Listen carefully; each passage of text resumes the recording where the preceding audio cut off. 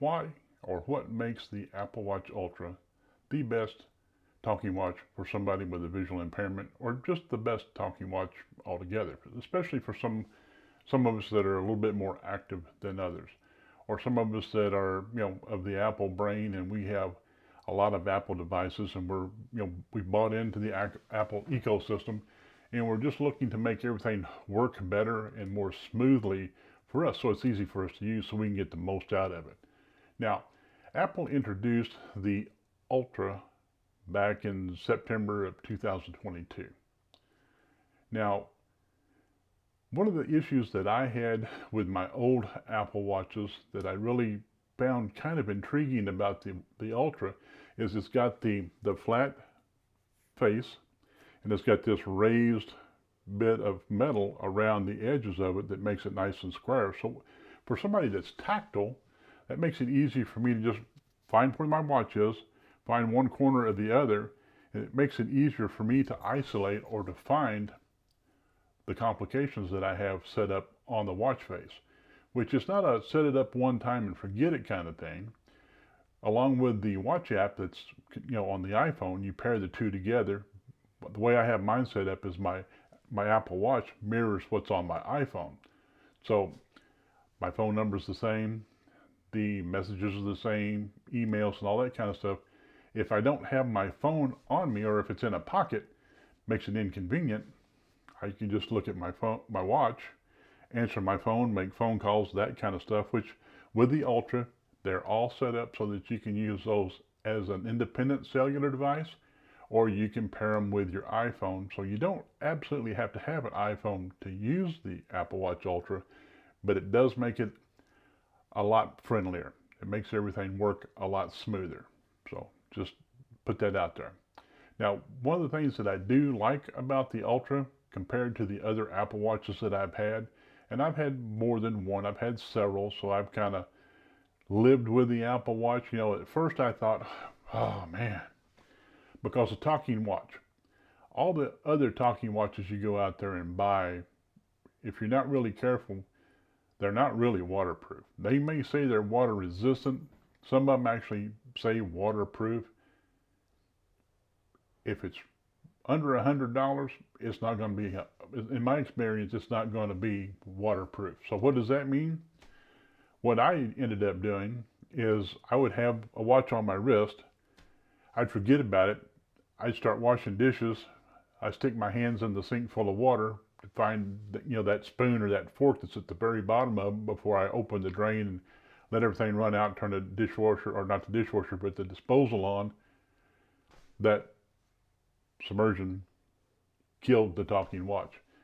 And I guess I'm just a slow learner, but I went through several of those before I figured out, I just can't use a talking watch. So there we go. Lo and behold, I found out about the Apple Watches being somewhat water resistant. At least they're water resistant enough so that I can wash dishes. I can play around out in the garden with a garden hose. I get it wet, it doesn't kill it. I forget to take it off and get in the shower, it doesn't kill it. Okay? Yay, Apple Watch. Good talking watch in that respect. Now, where they fell short was, for me, I have large fingers, so the larger screen helps me out. I could go in, I could set, taking advantage of the larger screen, I can go in and set the text sizes the largest that I could set it up, and that kind of helped me. And along with the screen being that really hard scratch resistant stuff, it doesn't scratch nearly as easy as does the less hard, less scratch resistant faces that are on some of the watches.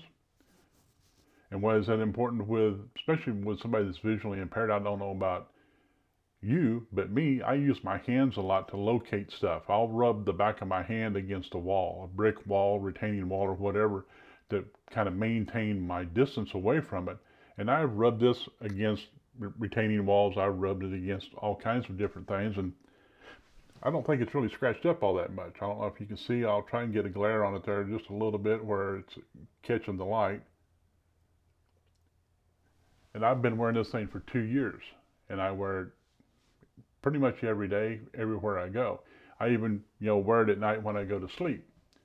Sleep tracker. If you are into that kind of thing, and there's a lot of folks out there that I don't need this app, I don't need that app, yada yada yada yada. Well, they're not accurate. Well, I like to look at it, they're accurate enough to entertain me. And what I mean by that is I can establish goals. I can say, well, I'm going to go to bed at 10 o'clock tonight, and I'm going to get up at 6 or 7 o'clock in the morning or 5 o'clock in the morning. I'm going to get a good 7 or 8 hours of sleep. So I set the reminder. This thing says, hey, it's time to start winding down. It's time to start going to bed. Then in the morning, I get a gentle alarm saying, it's time to wake up.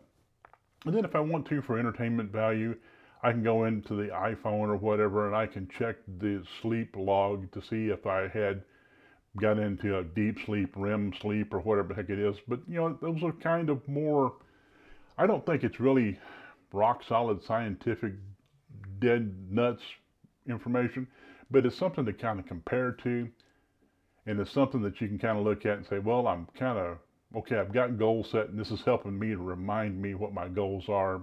So in that respect, it does a really good job. And more importantly, with the Ultra, the screen is nice and bright, so if I want to check, for instance, how many steps I've got in for the day, and I'm outside, I'm out at the ballpark or whatever in the bright sun, with the brightness turned all the way up to whatever it is, 200, 2,000 nits, I'm not a numbers guy in that respect. I don't remember what all the specifications are. There's, like, every device has got its own specifications. Suffice it to say, though, this is bright enough for me to be able to see it with my visual acuity issues when I'm out and about, that if I touch it 12:31 p.m. and it's in a really windy environment, or it's where it's really something that you get into crowds, like at a ball game or something like that, I don't care how loud this thing is, you're not going to hear it. But I can always fall back to look at the screen, and I can see, well, it's 12:32, okay? It's large enough and it's bright enough that I can do that. So it's waterproof, it resists scratches, it's loud enough that I can hear it, when conditions are proper. It's bright enough that I can see it even in bright daylight. And then probably one of the biggest things that I really appreciate is, I thought, and with some of the other Apple Watches that I had, when I use VoiceOver a lot, it kind of wears on the battery. So with my Series 5, for instance, if I got a full day out of the watch without the battery going dead, it was a miracle. Not considering if I was to try to use it as, to sleep with it, as a sleep monitor, that kind of stuff, track my sleep and whatnot, it could not make it 24 hours. It just couldn't do it. So I'd have to remember to take it off, charge it up, and then put it back on before I go to bed. My wife does that with hers. It doesn't bother her. She just kind of gets locked into that. I guess maybe I'm just a little bit lazy. I like to just put it on and forget about it until it's time to charge it. And then when I want to charge it, it's, maybe in the middle of the day or something like that. I'm not doing anything else. I want to take it off. Okay. Now, Apple says that you get 36 hours, advertises about 36 hours of battery life. I'm here to tell you that with mine, even using VoiceOver, 36 hours is no problem at all. I can get 36 hours. There has been times when I have forgotten about it, and I've gotten as much as almost 48 hours. And then it comes, and I get the warning saying, you're down to low battery, low power mode, and I don't have low power mode turned on because I want it to be fully functional or just dead, okay? That's something you can go into settings and you can set up. But generally speaking, I charge it every 3 days, but I can get more time out of it than that. And when does that come in handy? When we travel and we go to like a softball tournament, and it's one of those, it's a 4 or 5 day softball tournament, more times than not, I can go that whole tournament without having to charge my watch. And I don't like carrying this charger and that charger and this cord and that cord. I'm kind of a minimalist that way, excuse me. Easier for me to say, right? But These are reasons why I think that the Apple Watch Ultra is the best talking watch, especially for somebody that's visually impaired like I am, and somebody that relies on voiceover or larger text. The larger screen, the better volume, and some people will argue that it's not that much louder. To me, it makes a difference. The same way with the brightness. Some folks will say, well, it's not really that much brighter. For me, it is. So these are all why I like it. And this is after 2 years of beating it around. Okay. So I didn't just read something and I didn't just run out and buy one and here is the latest and greatest Apple Watch. This is having lived with it for a couple years, coming to find out that, you know what, there is a watch out there that I can use that does everything I need it to do. If I want to make a phone call, I can employ the voice assistant by saying the magic word. It'll say, I can give it some directions, and it works.